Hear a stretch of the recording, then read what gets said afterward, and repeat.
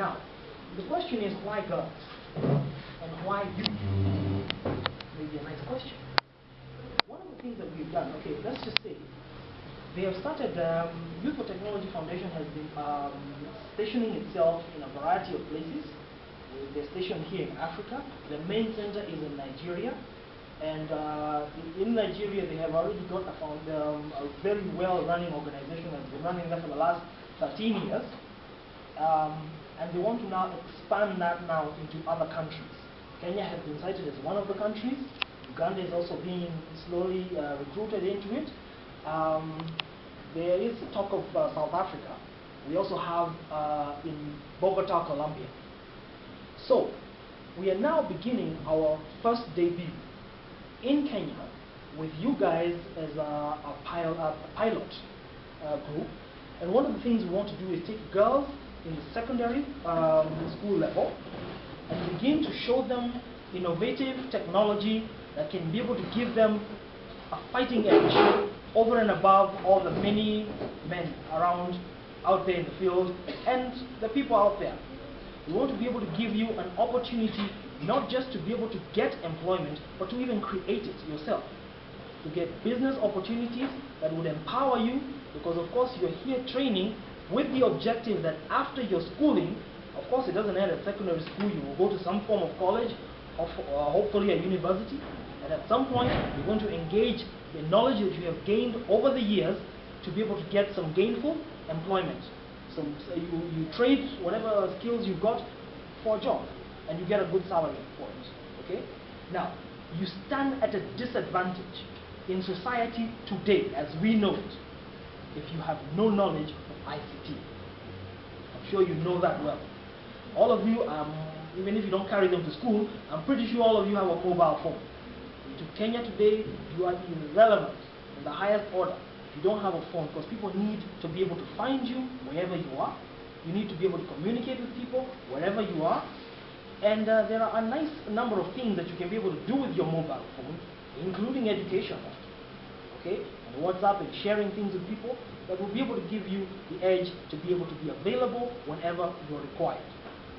Now, what we would like to share with you guys may sound strange, may sound new, but it's not even, the computers you have all are based on Windows 7, right?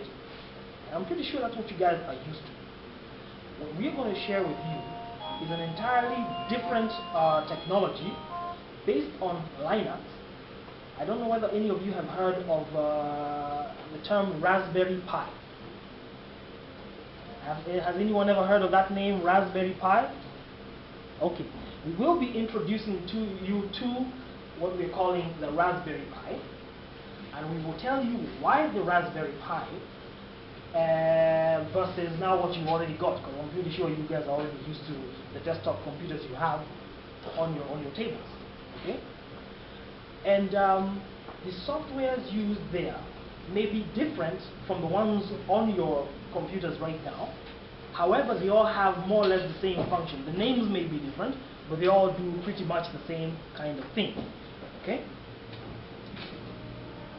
For the sake of ease of introduction, did a bit of research and was able to find a few clips. We have been playing them on that computer there. I think we were able to get some sound on that computer. And on every one of your desktops, I haven't completed all of it, I've done a number of them, we're copying those clips on that so that you take time and look at these clips, because it may be a mouthful. I won't lie to you, it may be a bit of a mouthful for you to absorb that information all at one go. Okay? You need to give yourself time, pace yourself, and then compare vis-a-vis what you're learning versus what you know in Windows, so that you pretty much figure out what's going on, and we begin the foundation from there. Okay? So we will play a few.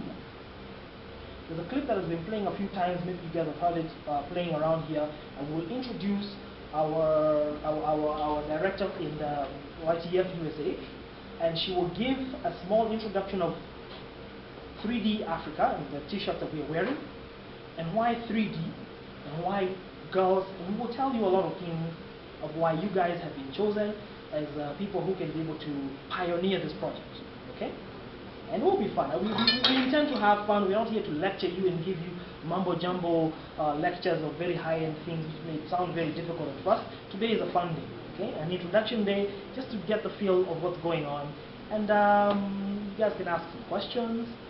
And then at some point we'll also ask you guys to, to give us your interpretation of what you feel ICT is giving. Okay? As an individual, just give us your own personal interpretation of ICT in one minute max. Maximum, no, we don't need anything more than 1 minute. So it's just a simple statement that you can say your name, your age, or class the class you're in, and you can answer a question or so, and just tell us what you think about ICT. Right? Now, we came with a team of people here. We have the lady in red here. She is the assistant director of YTF here in Kenya. And we also have a lot of other friends over here, and she's also helping us in a bit of photography. The sponsors really insist that we need to take the good pictures and capture this moment very well, because it's also being done simultaneously in Nigeria, in Bogota, Colombia, and other places wherever we're having YTF station. Okay, so all of this is happening simultaneously, and we would like to communicate with the rest of the people as we go on. So the good thing with ICT is that it is borderless, and it doesn't really matter where you are in the world. We can communicate with you at any particular point in time.